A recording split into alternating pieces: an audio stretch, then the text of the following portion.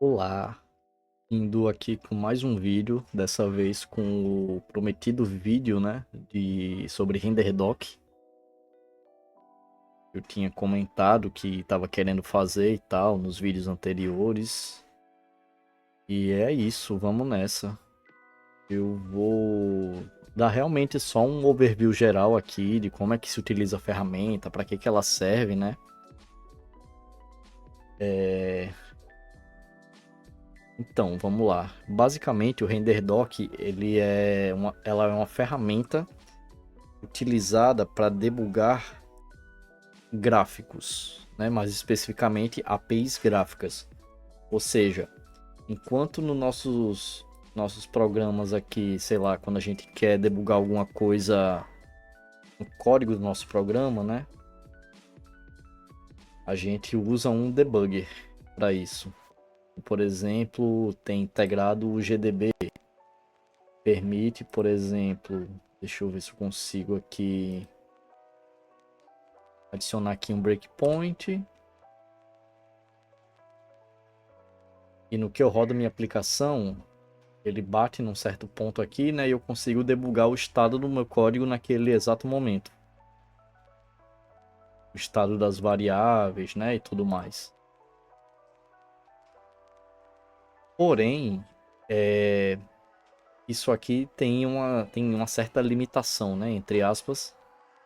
Porque eu não consigo debugar o meu código, o código da minha API gráfica. Né? Enfim, eu estou fazendo uma série de vídeos aí sobre OpenGL e tal, então isso aqui vai conversar diretamente com esses vídeos aí. Então, por exemplo, aqui no OpenGL, quando eu crio aqui, por exemplo, uma textura e envio dados para ela e tudo mais, eu não tenho uma maneira fácil, né, de descobrir se essa textura aqui foi criada com sucesso ou não, a menos que eu tente desenhar ela na tela, certo? Eu não tenho nenhuma maneira de ver se aqueles dados realmente foram enviados corretamente e tudo mais. E é aqui que entra o RenderDoc. Com ele a gente pode fazer esse debug mais fino, né? Em relação a tudo que é enviado para nossa GPU via API gráfica. Então deixa eu começar aqui com um exemplo.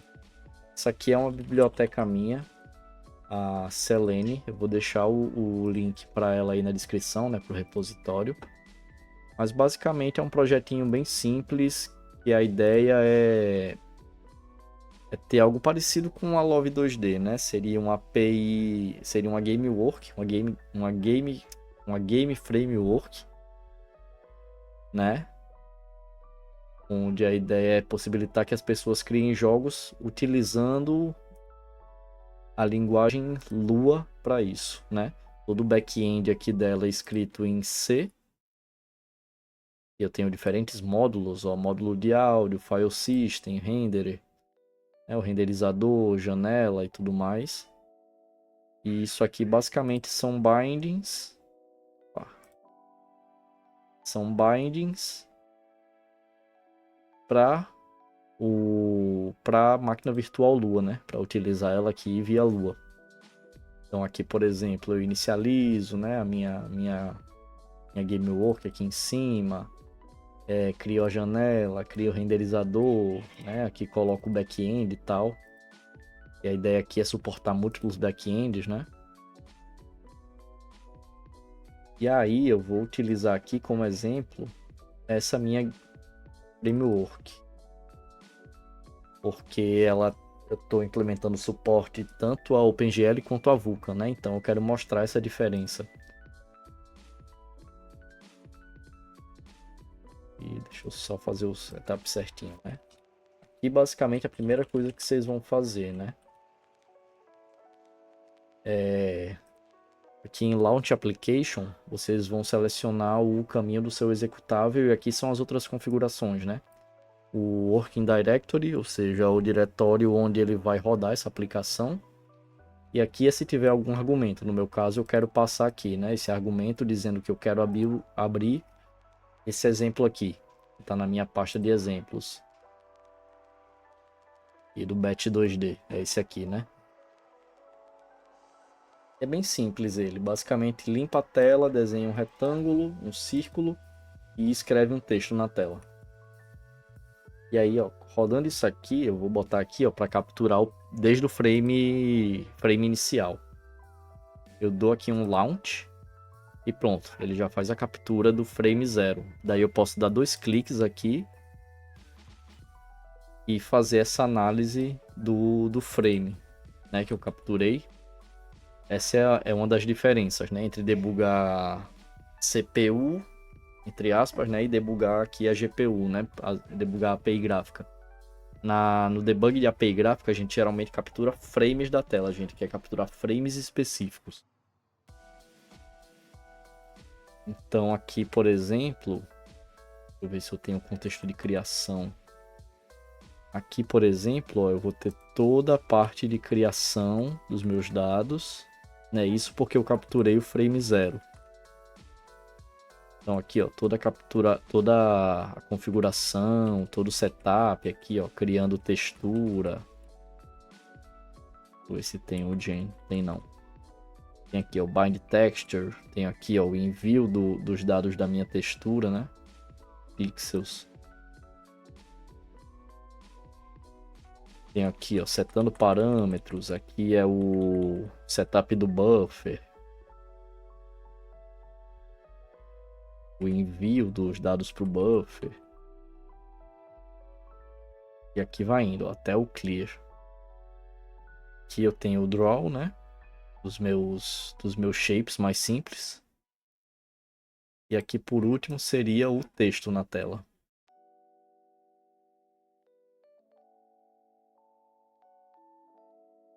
Deixa eu fazer isso um pouquinho mais pro lado aqui. Vou mostrar, aqui tem o textinho atrás. Eu vou apertar F12 para capturar um novo frame. E quando eu voltar aqui, ó, o novo frame ele já vai ter sido capturado. E aí dou 2 cliques para abrir ele, ó, vocês já vão notar que vai estar diferente aqui. Aqui, ó, não vai ter mais todo aquele contexto de criação, né? De enviar dados para a textura e tal, porque isso só foi feito no frame inicial. A partir disso eu entro aqui no loop, né? Fica repetindo o loop principal. E aí eu não tenho mais aquilo. Mas aqui, ó, já vai dar para ver texto surgindo na tela, certo? Porque eu tirei o triângulo quadrado da frente, né? E aqui, ó, tem algumas coisas interessantes para mostrar de cara. Aqui eu vou ter, ó, input e output. O output é exatamente o meu back buffer, né? No vídeo passado, enfim, em algum dos vídeos sobre OpenGL eu explico mais sobre um pouco sobre isso, né? Sobre o front buffer e o back buffer. Aqui é o que tá renderizado no meu back buffer. Então aqui, ó, inicialmente não tenho nada, né? Só limpo a tela. Né? Dou um clear. Aqui eu já desenho as formas, né? Aqui, ó, no meu Draw Arrays. E, por último, eu desenho o texto. E aí uma coisa interessante de se notar é que aqui tem esse outputs e aqui tem um inputs. Esse input é a textura que eu estou usando para desenhar atualmente. Como aqui essas formas eu não estou usando nenhuma textura, eu estou aplicando a cor diretamente, né, via shader, ele não vai mostrar nenhuma textura aqui de input. Já o texto não. O texto eu utilizo uma textura. E aí o interessante é isso aqui, ó. Eu posso vir e analisar essa textura aqui que eu estou usando para desenhar. Então, se eu clicar aqui na textura, ele vai me abrir isso aqui, eu posso ver o conteúdo. Eu estou dando um zoom. Aqui vai estar aparecendo uma listra, né, branca, mas é porque eu tenho que habilitar isso aqui, ó, canal alfa. E aí, ó, aqui minha textura e os caracteres, certo? Aqui vai estar invertido e aí é só eu fazer isso aqui, ó. Flip the texture, pronto. E aqui eu já consigo visualizar a minha textura de texto. Isso aqui é bem interessante.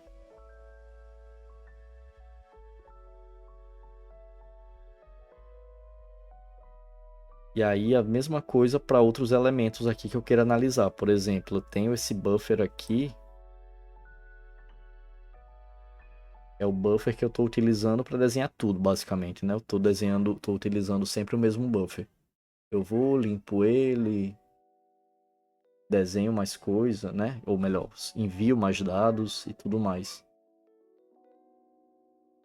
E aqui, ó, a mesma coisa. Eu posso ver o conteúdo desse meu buffer aqui. Então, por exemplo, aqui eu posso setar um formato para ele. Novamente, né? Nos vídeos sobre OpenGL eu explico mais sobre isso. Sobre o formato do vertex. E aí aqui, basicamente, eu estou usando, deixa eu ver.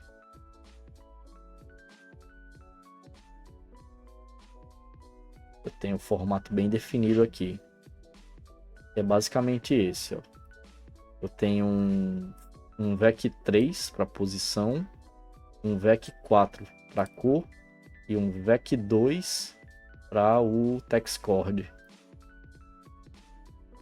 Apesar que isso varia aqui, né? Dependendo do shader que eu estiver utilizando. Mas vamos tentar botar aqui.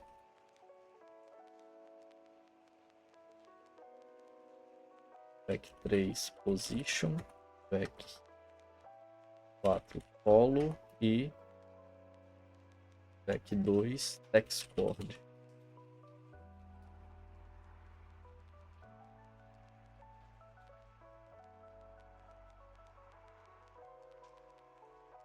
E aí aqui, ó, ele já mostra para mim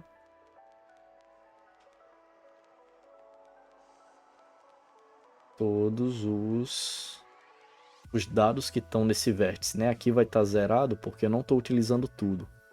Para desenhar o texto, eu só estou utilizando esses poucos pontos aqui, né? Cada ponto desse é um ponto do meu vértice, né? Cada ponto do é um vértex, né? Deixa eu pegar aqui minha mesinha, desenhar, fica mais fácil.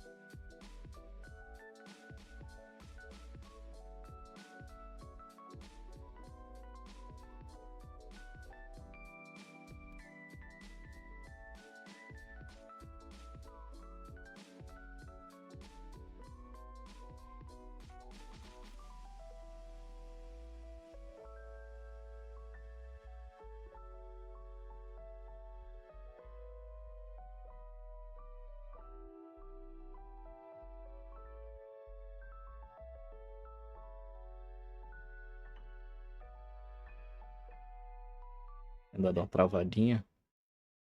Deixa eu abrir aqui o GIMP.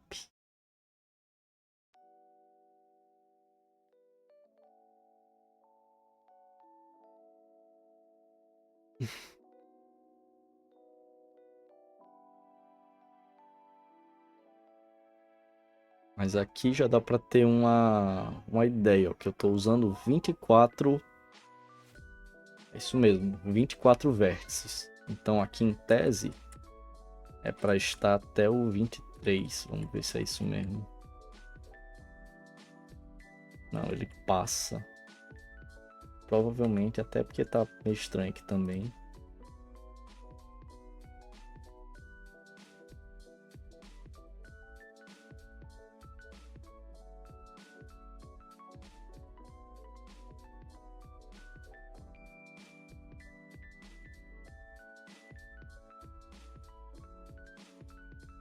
Hum.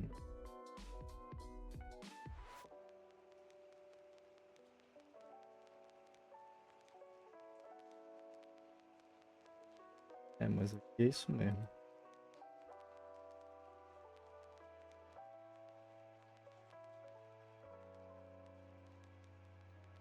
Aqui tá mais certinho. Enfim. É isso, é ter essa noção. Que aqui eu posso setar um formato para o meu vértice. E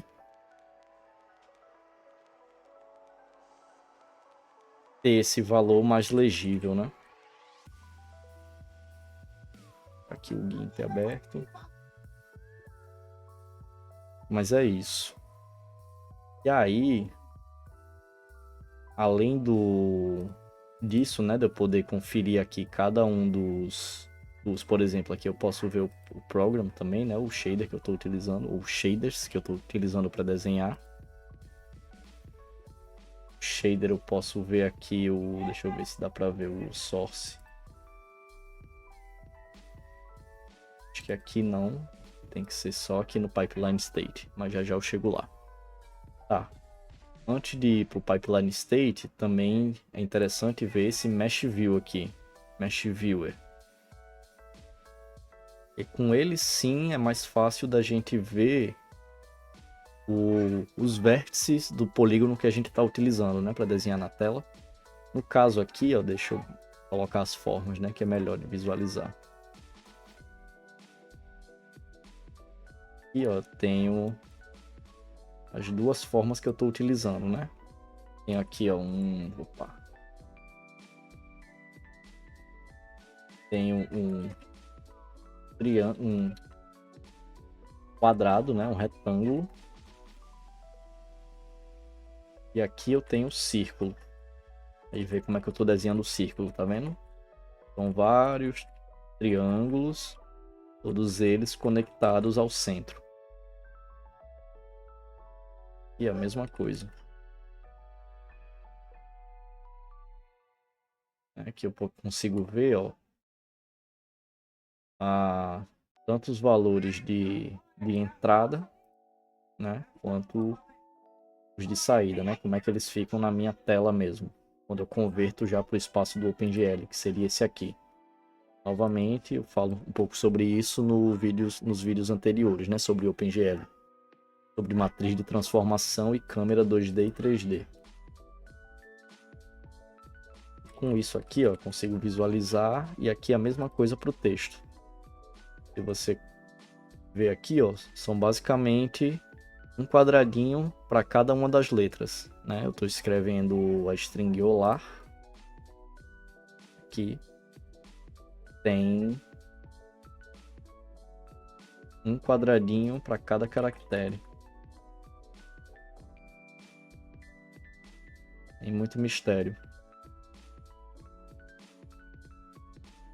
E aí, julgando que eu uso 6 vértices para desenhar um quadrado, multiplicando isso vezes 4, 6 vezes 4, 24. É exatamente aqui o que eu estou utilizando para desenhar. 24. E aí, vamos aqui desenhar rapidamente, só para entender essa questão, né? Basicamente, enfim, eu explico um pouco sobre isso nos vídeos anteriores, né? Mas essa questão da manipulação da GPU via API gráfica é bem padronizado, sabe? A gente sempre utiliza mais ou menos um mesmo padrão para fazer as coisas funcionarem, que é a gente precisa ter os dados de um determinado vértice, de um determinado polígono que a gente quer desenhar, né? A gente pega os vértices. Esses vértices aqui a gente vai ter, né, as posições.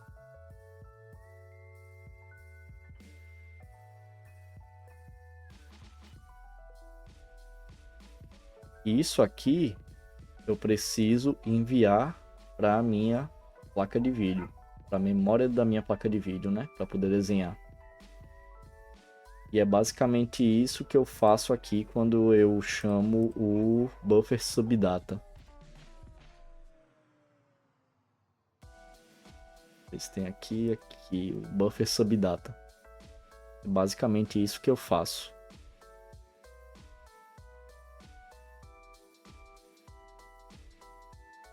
eu vou e envio o que eu quero desenhar para minha GPU. E aí, como eu falei, esses dados eles passam a fazer parte da minha memória de vídeo. E aí, quando eu mando desenhar, ele desenha, né? Obviamente, como eu falei, ainda precisa de outras coisas. Obrigatoriamente, eu preciso ter também o shader. Shaders são programas que vão ditar como é que eu vou desenhar esse polígono na minha tela, né? O que é que eu vou fazer com esses vértices aqui? E aí eu tenho dois principais tipos: Vertex Shader e o Fragment Shader ou Pixel Shader. Esses dois aqui são obrigatórios, sempre eu vou precisar deles. E aí a mesma coisa, eu escrevo esse programa aqui, né? Tipo, do lado, enfim, do lado do usuário, e aí eu envio ele para a GPU. No OpenGL, a gente consegue fazer isso num formato legível, que seria o GLSL. Vou mostrar aqui, e é bem similar a um programa em C. Aqui é um exemplo de um Vertex Shader, o Vertex e o Fragment Shader aqui. Bem simples. E aí, isso aqui, quando é enviado para minha GPU, eu tenho lá o comandinho de compilar e a minha GPU consegue compilar isso aqui, né? A partir dos drivers dela. Então, o shader compilado, ele varia de GPU para GPU, né? Não, o mesmo binário não necessariamente vai funcionar em todas as máquinas.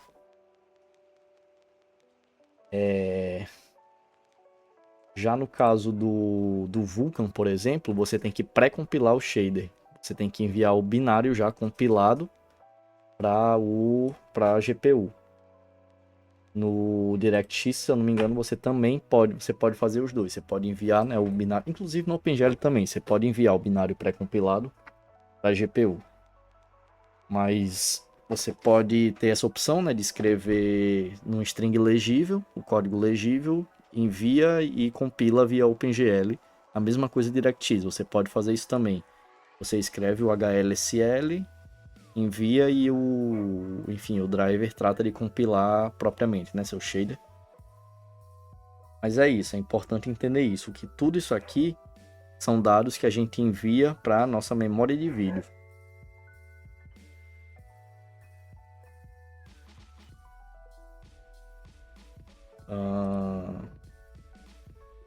E aí, vamos agora para o Pipeline State.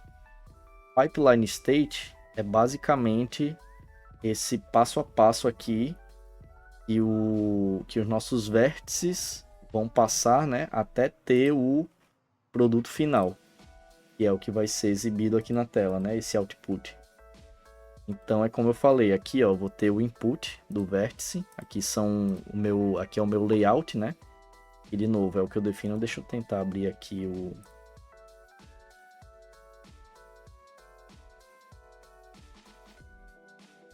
o exemplo que é interessante.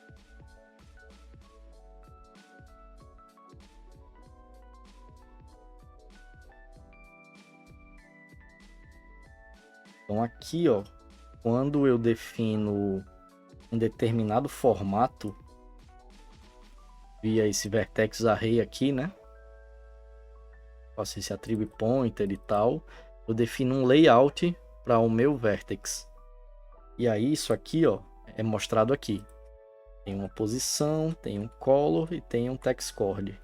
Isso na real é a combinação, né? Tanto do vertex attribute pointer com o shader. E também tem que bater nessa informação aqui. Position, color e o text chord. E aí aqui, quer dizer, minto, foi mal. Aqui é os atributos que estão no meu shader, né? Opa. E aqui são os atributos que eu defino lá, o layout, né, via vertex array. Aqui, o stride, o offset, o divisor, o byte length. E aí isso aqui eu consigo visualizar a posição certinha. Aqui, ó, o formato.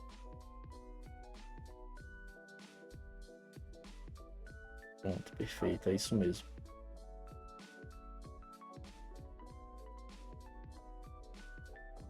E é isso. Aqui basicamente e aqui também tem um tipo que eu estou utilizando para desenhar, eu estou usando o Triangle List, né? Como eu expliquei nos vídeos anteriores, a mesma coisa. Eu estou usando aqui o GL Triangles, né? Para desenhar os arrays, mas tem outros tipos. Tem o GL Points, o GL Lines. E aí, dependendo do que eu usar, ele também vai mostrar aqui Mesh View, né? Ele já me indica que eu posso dar uma olhada. E é isso. Aqui, basicamente é a entrada. É os meus vértices. E aí, seguindo aqui o pipeline, eu tenho o Vertex Shader, que é o primeiro shader que vai ser chamado para processar vértice por vértice, né? O polígono que eu estou querendo desenhar. Aqui eu posso visualizar o shader. Posso alterar aqui, inclusive, manualmente e fazer os testes que eu quiser. Ver mais ou menos como é que fica. Isso aqui pode ser interessante para atualizar o shader, né? Fazer, tipo, enfim, testar valores e tal. E aí depois a gente edita no nosso shader real. Mas é interessante.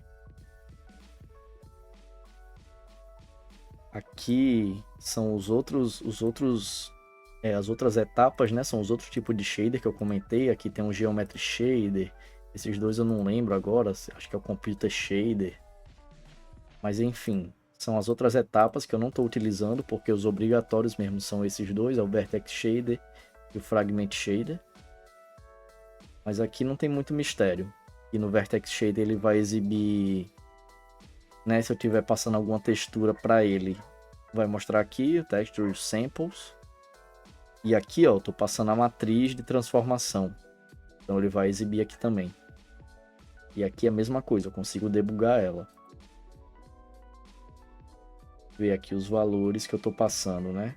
No caso, isso aqui é quando eu faço o envio, né, da minha matriz a partir disso aqui, do GL Uniform Matrix 4FV. Esse valor aqui que eu estou enviando, né, que é a matriz que está aqui na minha CPU. Esses são os valores que estão sendo exibidos lá.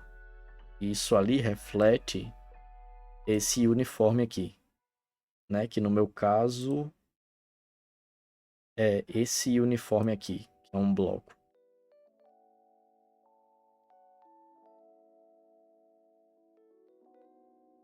Então aqui é a mesma coisa, eu acho que não sei se eu consigo fazer mudança, mas eu acho que não. Mas é isto. Aqui, enfim, as outras etapas, chega aqui no rasterizador, que a gente consegue ter uma visualização melhor dos estados que a gente está utilizando para desenhar, né, o nosso polígono. Então aqui eu tenho o viewport e o scissor, né, que seria a tesoura. O viewport eu já expliquei um pouco em outros vídeos também. Define o tamanho do nosso viewport, né? Idealmente a gente geralmente deixa isso aqui batendo com o tamanho da tela. Mas, por exemplo, se eu tenho a janela assim, desse tamanho, e eu defino meu viewport aqui, os meus desenhos provavelmente vão ir aqui para dentro. E se eu escalonar isso aqui, tudo que está aqui dentro escalona junto.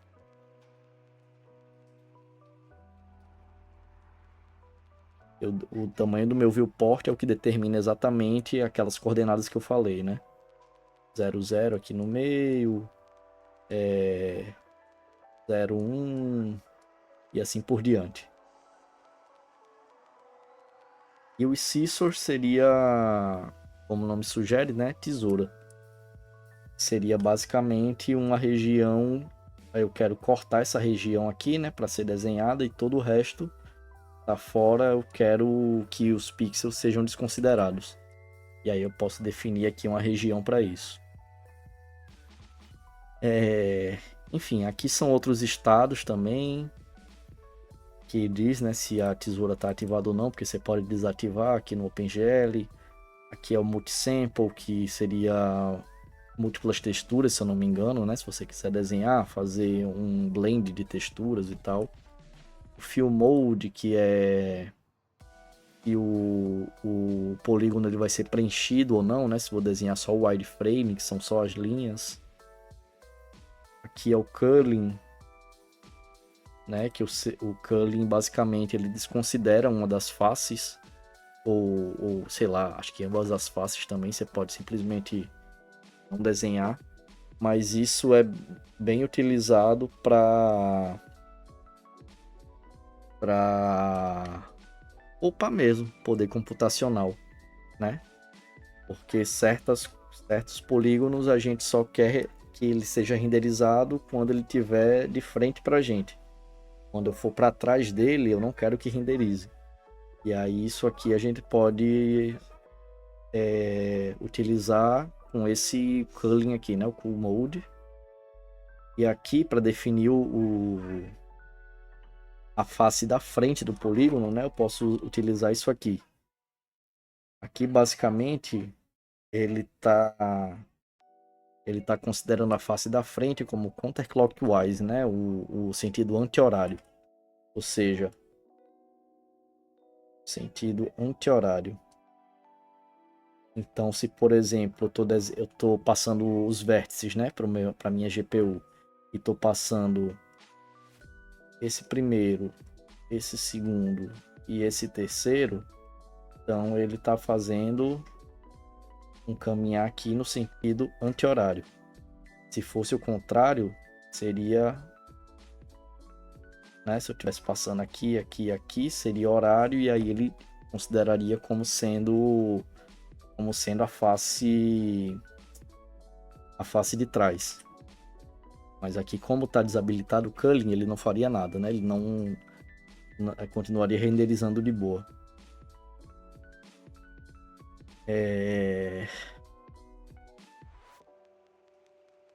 Enfim, aqui também são outras propriedades, point size, né? Que caso eu esteja usando GL points e mude essa propriedade aqui, os pontos eles ficam maiores. Mesma coisa para a linha aqui, se eu estiver utilizando GL lines. Eu posso alterar o tamanho, a grossura da linha, né? Com essa propriedade aqui, que também posso setar lá no OpenGL. Aqui é o Fragment Shader. Também a mesma coisa que o Vertex Shader, eu posso visualizar ele aqui. Posso abrir e visualizar. Shader bem simples. Pega uma textura, aplica aqui a coordenada, né? Que eu estou recebendo via vértice. E multiplica pela cor, que no caso aqui é branco, então não altera nada.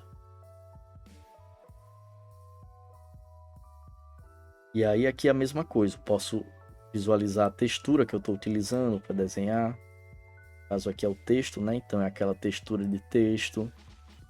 Aqui eu posso visualizar os samplers, né? Que basicamente faz relação a isso, né? Se a textura, quando eu ultrapassar a textura, o que é que eu faço, né? Se eu simplesmente corto, se eu repito, né, a textura, ou se eu estico ela, né? Faço aquele efeito de pegar os últimos pixels e dar aquela esticada, né? Sei explicar muito bem. Aqui é o filtro, né, que eu estou utilizando para quando eu escalono a textura, né, para cima ou para baixo. Se vai ser aquele nearest, e aí ele vai pegar os pixels mais próximos ali e repetir, então fica mais serrilhado. Ou se vai ser um filtro linear, ou seja, ele vai tentar fazer aquele anti-aliasing, né, vai tentar suavizar os pixels da minha imagem e tudo mais. E por aí vai. E aqui por último é o próprio frame buffer. Tem aqui, enfim, que é o blend, né, que eu estou utilizando no meu frame buffer e tal, mas eu não adentrei muito nisso não. Importante entender isso, que aqui é o frame buffer. Acho que aqui que é o compute shader. Enfim, não sei, eu não manjo muito desses dois aqui, dessas etapas. O geometry eu ainda tenho uma certa noção. Por esses dois aqui eu tô por fora. Deixa eu ver se tem mais alguma coisa, porque eu acho que é isso. O importante era dar esse overview geral, né, de como é possível debugar a aplicação utilizando o RenderDoc. E realmente é muito bom. Você pode pegar, por exemplo, um executável que a engine que você está utilizando cuspiu, né? Uma Unity da vida, um Unreal. E aí é bacana porque você vai ver todo o pipeline, né? Tudo que ela tá... Tipo, você vai ver como essas engines, elas mais ou menos, elas fazem a arquitetura do renderizador delas, né? Você vai ver lá que tem vários passos, principalmente para jogos 3D. A gente vai ter um Light Pass, um Shadow Pass, né? Para lidar com essas questões de luz e sombra. Vai ter passos separados, por exemplo, para texturas que utilizam transparência, por exemplo, e texturas que são opacas, né? E elas são divididas em passos diferentes, coisas assim. Então é bem interessante fazer esse exercício com executáveis cuspidos pelas próprias engines mesmo. Unity, Unreal, dá para ter umas noções bem interessantes. E aí, para mostrar uma paradinha interessante e finalizar o vídeo, eu agora vou rodar essa minha aplicação aqui, ao invés de OpenGL, vou rodar com o Vulkan. Vou mudar aqui os backends. E aí aqui, ó, mostrando mais uma vez, aqui são as funções, né, em OpenGL.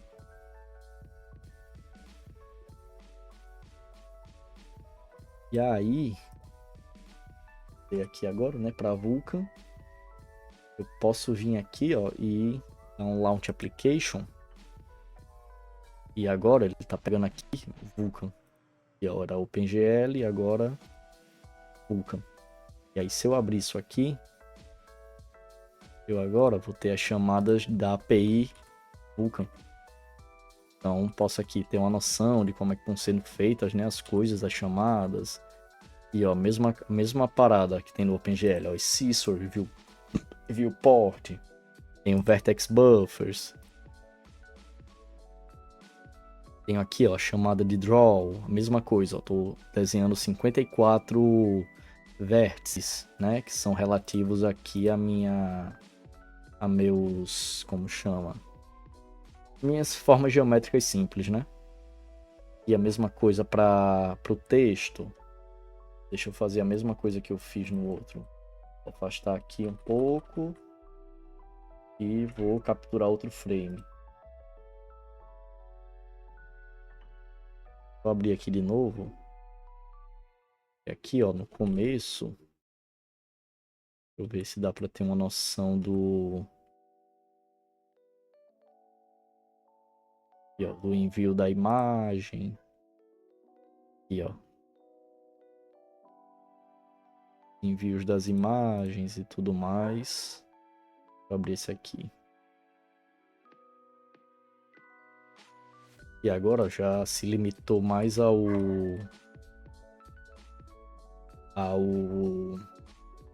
loop principal, né? Aqui basicamente eu dou aquele mesmo clear para a mesma cor. Aqui eu desenho as formas, pode notar aqui, ó, uma diferença de cara é essa, que a textura aqui, ó, ela parece invertida, mas é porque isso aqui tá ativado, esquece. E aí é só, enfim, desativando ele tá aqui, ó, desenhando normal.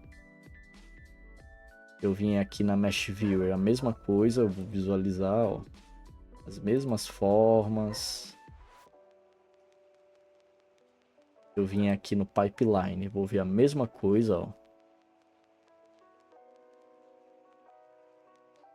Buffer que eu estou utilizando para desenhar. Os dados dentro desse buffer. Aqui o Vertex Shader. Aqui, ó, já vai ter uma diferença, porque no OpenGL eu uso o GLSL, né? Que tá no formato legível. Já no Vulkan, eu tenho que compilar por fora e na hora que eu estou criando o shader, eu importo o binário. Então, como é que é? É convertido, né? Para SPIR-V, sei lá como é que chama, SPIR-V. Então aqui provavelmente, ó, já é bem diferente. Aqui é uma... Eu creio, ó, que seja uma conversão do próprio RenderDoc, é um disassembly. E ele tenta fazer umas conversões para deixar mais legível para a gente, né? Isso é interessante para quem está debugando. Mas o shader em si mesmo, ele é todo em binário. Deixa eu ver se eu consigo abrir aqui.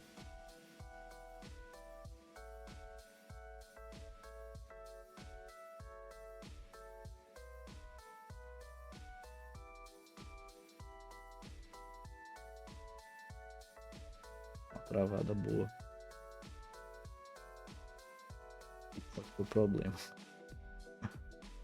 Ainda estou trabalhando nessa parte de Vulkan.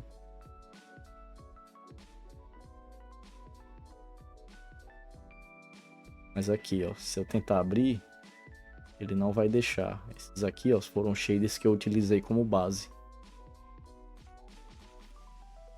Uns shaders que eu tô desenvolvendo em GLSL, né? E aí eu chamo aqui um outro programa, o GLS, não lembro agora o nome, mas é um compilador. Você consegue instalar no sistema e aí ele converte do GLSL para o SPIRV ou do HLSL também, né? Seria do DirectX para SPIRV. E aí aqui é a mesma coisa. Estou aqui, ó, com a matriz, transformação, mesma coisa, rasterizador. Também eu vou conter os mesmos dados, porém nem tudo, né? Eu não estou vendo aqui o point width, por exemplo. Mas aqui, ó, tem o viewports, tenho as regiões de tesoura, né? Os scissors, eu posso ter mais de uma. Viewport, se eu não me engano, acho que também posso ter mais de uma ao mesmo tempo.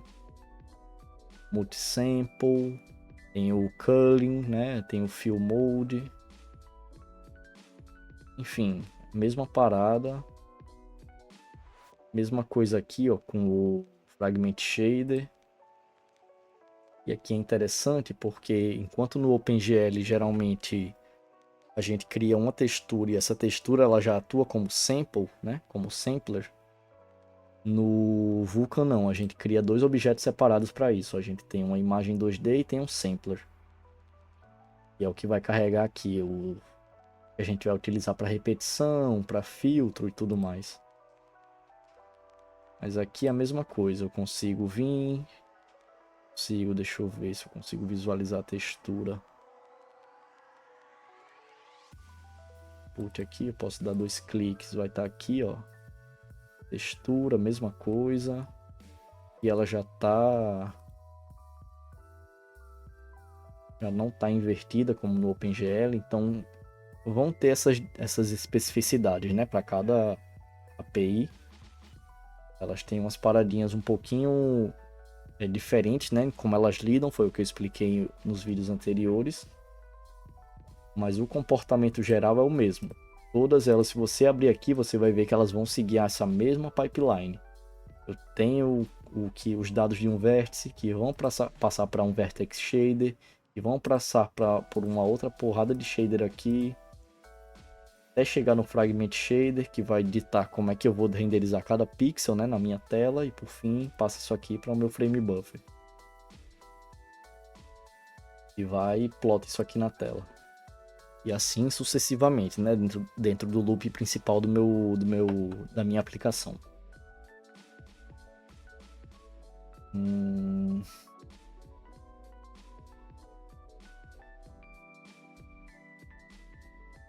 Eu acredito que seja isso.